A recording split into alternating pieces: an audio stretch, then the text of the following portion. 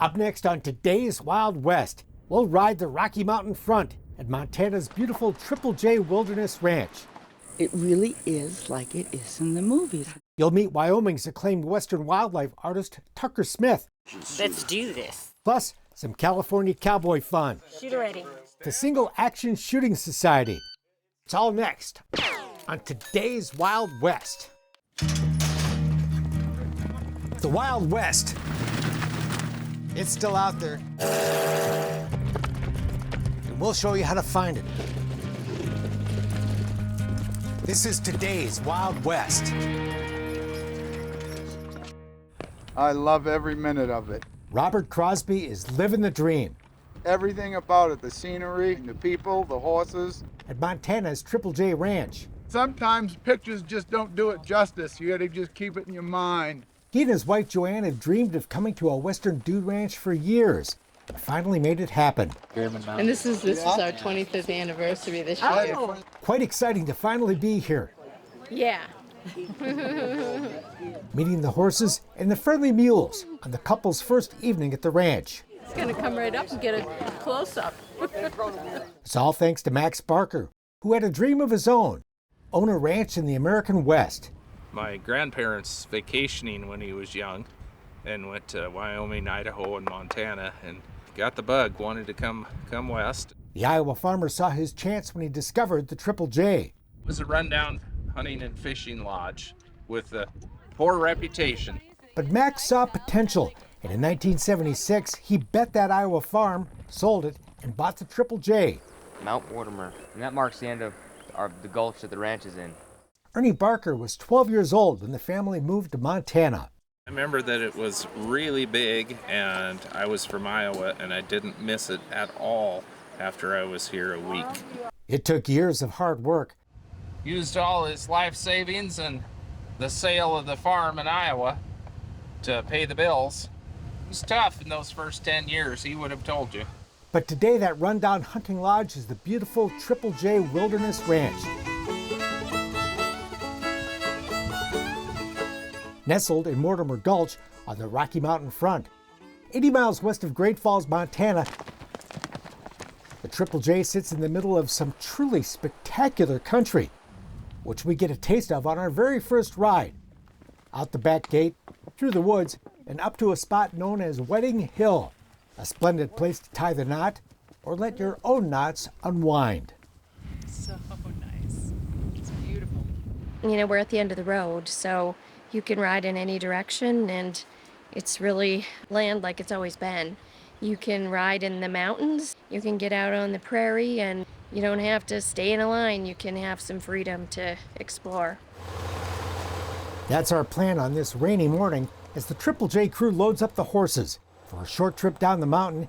This is the prairie ride. And a very different day of riding. I like the prairie ride. The wide open spaces are another flavor of this amazing country that is Montana. It's my favorite, I think. I like having everything open and being able to be on the side of each other. The land still looks much as it did when the buffalo roamed here. Wasn't it in the West, Doc said there was bison as far as the eye could see? Yeah. Those vast herds are long gone, but the deer and the antelope still play. Oh, he's right there.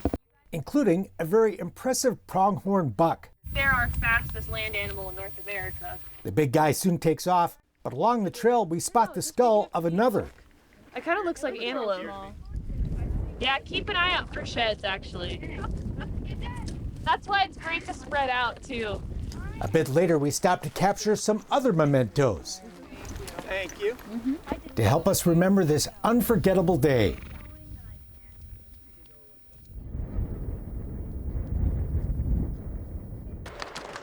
We soon find ourselves on the banks of the Sun River, where we take a break for lunch and savor the moment. I think it's pretty cool. I like the horses. And I like how this place takes you via van some of the trail locations too, you know? Like it really lets you see the full width and breadth of Montana. This wide open country has lots of room to roam and run. Excellent, excellent.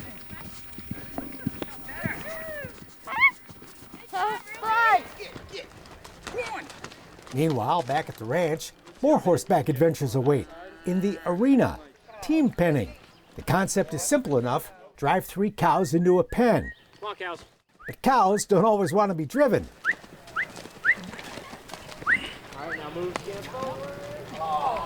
It can be a challenge, but cowboys don't quit, and we finally get her done. Yay! It's going to look a little something like this, I really hope. Then it's time to try another cowboy skill. Roping. Not as easy as it looks. Even when the cow doesn't move. There you go, yeah, just like that. Nice. It's all good fun, but it does make you appreciate what a working cowboy can do with a rope on a cow that does move. When you rope a cow off a horse, if you get provided you got a good horse, you're roping from right here at the most. So just throw your loops from it. You don't have to be so far away. Horses are the heart of the Triple J, home to 63 mounts. The string includes 15 mules who earn their keep on the Triple J's pack trips into the nearby Bob Marshall Wilderness, just a trail ride away.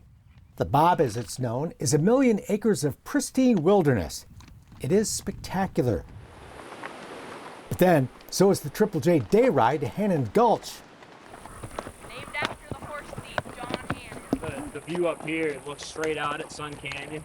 You can kind of see the prairie out there, but the big bluffs and the river snaking through, I just love it. Pretty country, huh? Oh, gorgeous. Unbelievable. Feel right at home, actually. This is where I belong. The best of this ride is yet to come, but we need to dismount to see it.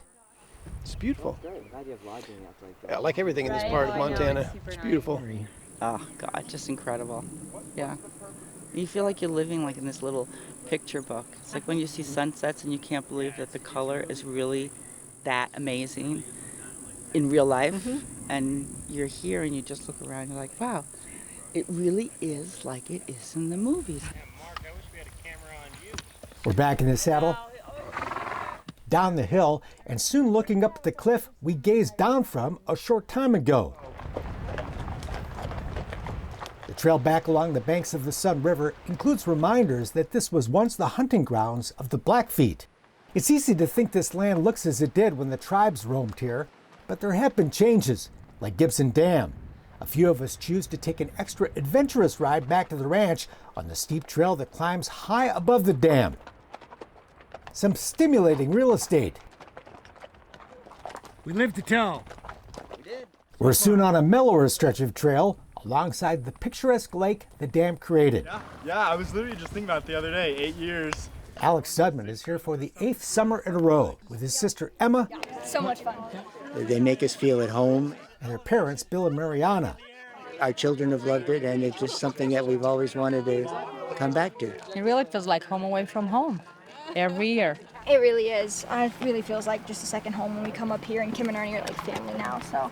Emma especially loves helping out at the barn, where you'll find her early every morning helping to catch and saddle the horses. The past couple years I've come up for a couple extra weeks and like worked as a wrangler, and hopefully, maybe I'll do that next summer as a full-time summer job, so. Oh, yeah. The Triple J is a small ranch, taking just a couple dozen guests at a time, which is very intentional. You just get to know people better. It's just kind of our flair. We've found it's a lot more of a personal experience. We can cater to a lot of different activities and interests. Nice. Pull. Like the chance to do a little skeet shooting. These barrels of the gun stay downrange at all times. That's the #1 rule of gun safety. You can't shoot anybody if it's not pointed at them. This was Charlie's first chance to ever fire a gun. Yeah, ever. Any gun. Not too bad, huh? Yeah, very cool. Michelle wanted to fish, and I wanted to sleep, so they found a place for me to read my book while they were fishing. It's just great. Cool. It's pretty cozy. The Western Main Lodge is just what you'd imagine at a Western ranch. Steps away, we gather in the lodge dining room for family-style dinners. Unless we're outside for a barbecue.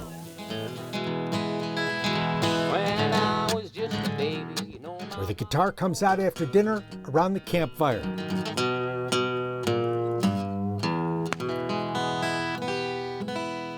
Even the deer seem to enjoy the music. You've been to Montana, Nelda? Nope, this is my first Montana experience. It's another day, and we're off on the Home Gulch ride. There's a homestead at the head of Home Gulch. Oh, look at that. Is there any remains there? Just a little bit of concrete and some logs. How about this view for you? We won't see those ruins today. No one's complaining. Every day I ride up here, it's like seeing it for the first time. It does not get old. It's especially thrilling for those seeing the West horseback for the very first time to imagine what it must have been like. They just come traveling through here, what they must have thought. Yep. Occasionally see an Indian or something. We're making our own history today, doing our own exploring. I'm not sure where that trail leads. So we're just having fun at this point.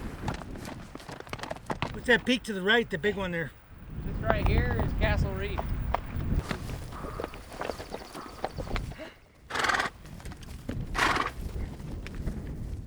Well, I know for sure now that we're gonna get home. Who wants to go home? That's called Pishkin, and just beyond that is a town called Shoto.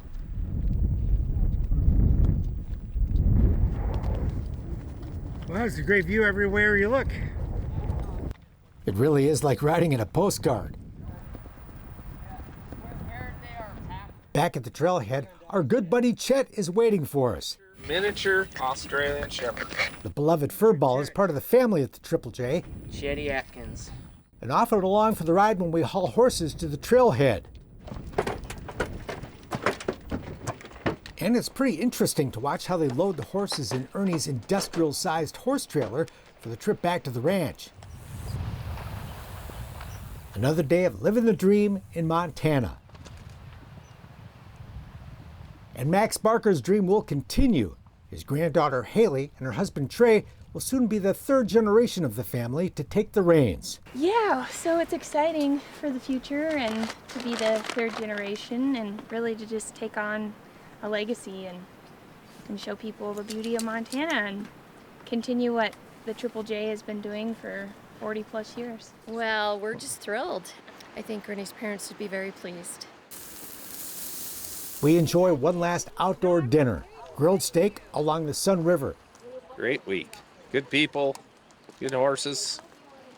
Got to have some steaks along the river.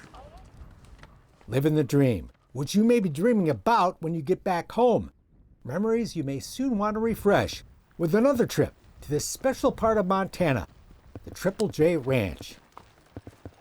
There is no other sport in which women talk about guns and men talk about their clothes, right? Still to come, a little target shooting with the Single Action Shooting Society.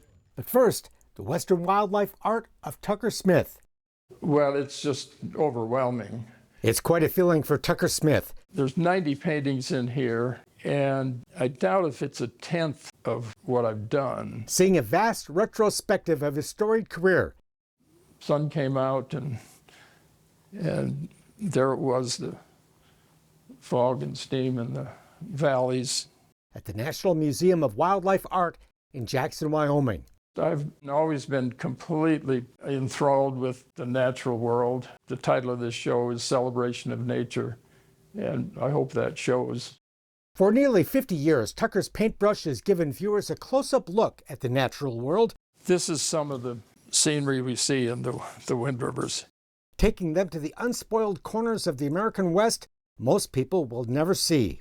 People have no idea what type of alpine country we have here in Wyoming. His favorite muse, the Wind River Mountains. It takes a lifetime to get in and see them all because most of it's wilderness area. The Winds are a 100-mile stretch of rugged and remote alpine wilderness that Tucker's been exploring since he was a boy growing up in nearby Pinedale, Wyoming. I think I was 14. For years, Tucker's taken his camera along for his annual horseback pack trips into the Winds. This is from one of our pack trips. With a rotating group of artist friends. Monty Shortcut, Monty Skinner was the outfitter on that trip. I don't think we saved any time, and the trail was terrible, as you can see. Seeking to capture what he discovers in the high country on canvas and paint. That's Stroud Glacier Arrowhead Peak. It's an actual location, of course. That's what I paint. It's been raining, and the sun just streaked through on the hills, and it was spectacular. Most people will never see the places he paints. Very difficult to get back into here. We had to climb over Boulder Field for 3,500 feet up. We didn't get there that first day. Best known as a Western wildlife artist, his 1990 painting, Return of Summer, huge milestone in my career and totally unexpected. Won the top purchase award at the National Cowboy and Western Heritage Museum's prestigious Prix de West exhibition and sale. Made a big difference in my career, as did the refuge painting that the museum here bought. The refuge is the first painting you see when you step into the National Wildlife Art Museum. Had to haul it up in a horse trailer because it wouldn't fit in the truck for sure. Commissioned by museum founder Bill Kerr. Every painting has an idea behind it. Tucker's portrayal of a winter day at the National Elk Refuge, this is called Sleeping Indian, contains thoughtful details a casual viewer might miss. I decided that mountain would become too dominant if I didn't put some clouds over it to play it down, so there wouldn't be the tension between the mountain and the elk. A great deal of thought, work. I don't keep track of time when I paint, but it was probably several months. And even struggle goes into every Tucker Smith painting to this very day.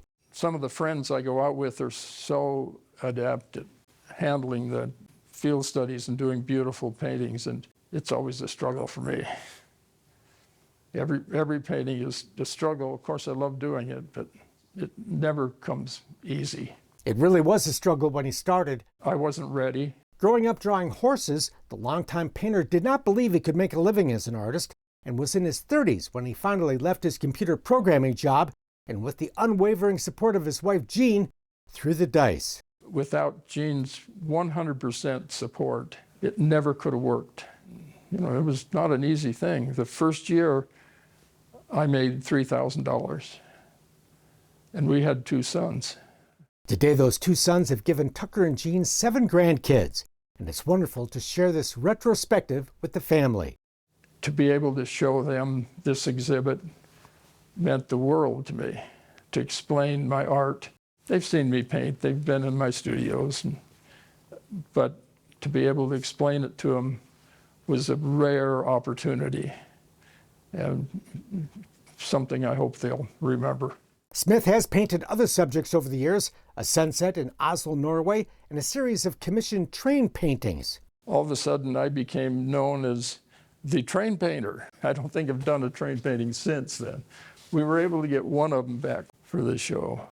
But it's the West, its wildlife, and the high country of the Wind River Mountains that are his true calling. My wife calls the skies like this that we get in Wyoming because of the high altitude Wyoming sky, and that's the title of the painting. I took the same scene and added people, and this is called Breaking Camp. But it totally changes the focus of the painting by putting people in it. I tried to make the horses part of the composition, and to do that, I opened up this area here in the trees. And even after perhaps 1,000 or more paintings, he's still climbing. There's so much to painting and all art that it's not something that's easily learned, and it takes a lifetime to appreciate. You're never going to achieve what you'd like to, but hopefully you improve through the years. Tucker's retrospective has closed, but you can still see the show and read much more about Tucker Smith in the pages of the beautiful companion book, Tucker Smith, A Celebration of Nature. Let's do this. Okay. Up next, the blazing guns and very safe fun of the Single Action Shooting Society. Let's do this. It's a Sunday morning at a shooting range in a remote canyon on the outskirts of Los Angeles. I definitely love it. This is what I do. Shooter ready. Stand by.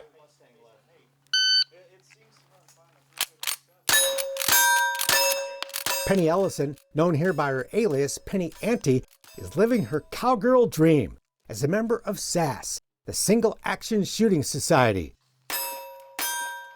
It's very, very fun.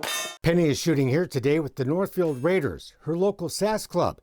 Every weekend, more than 100,000 SASS members, about a third of whom are women, gather at clubs across the country for competitive target shooting, using the guns of the Old West, single-action pistols, rifles, and shotguns. 3659. For a sport known as cowboy action shooting. There is no other sport in which women talk about guns and men talk about their clothes, right? And the outfits are a big part of the fun. I have more than a few outfits. Yes. Some of the bigger matches have costume contests, and Penny would surely win here today. Oh, yeah. But everyone dresses up in whatever Old West character and alias they've chosen. Period correct kind of boots, period correct pants. Shirt is also period correct. 1880s. Like Lauren Imkin, Okay. known here as Old Mustang. We're having fun. This is a great sport. It costs you a little bit to get in it, but once you're in it, you're hooked. Every Saturday morning we watch cowboys and Indians. That's what we grew up with, so we're all reliving our childhoods. The big difference here, of course, is the guns are real. And as in all shooting sports, safety is, of course, always the top priority, starting with mandatory eye and ear protection. Everything is strictly monitored. Everybody on the line is a safety officer. All guns are kept unloaded until just before it's your turn to shoot. Bullets are loaded at a designated table just steps away from the firing range. After a competitor is called for their turn to shoot, it's all over in a matter of seconds. Stand by.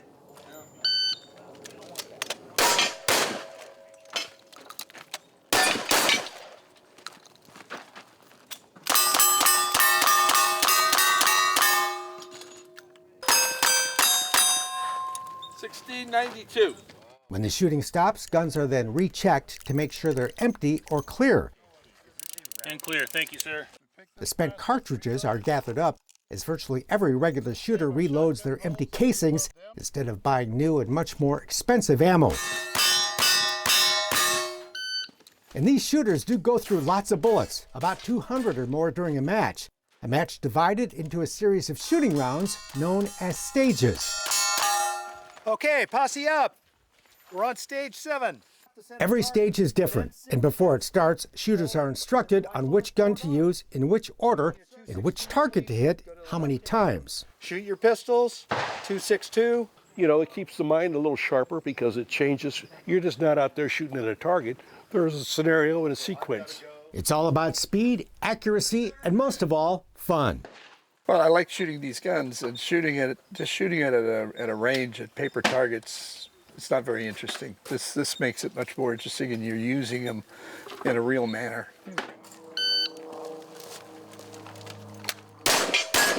Tyrone Villeneuve, known here as Sergeant Major O'Donnell, is the California State Champion for Senior Duelist.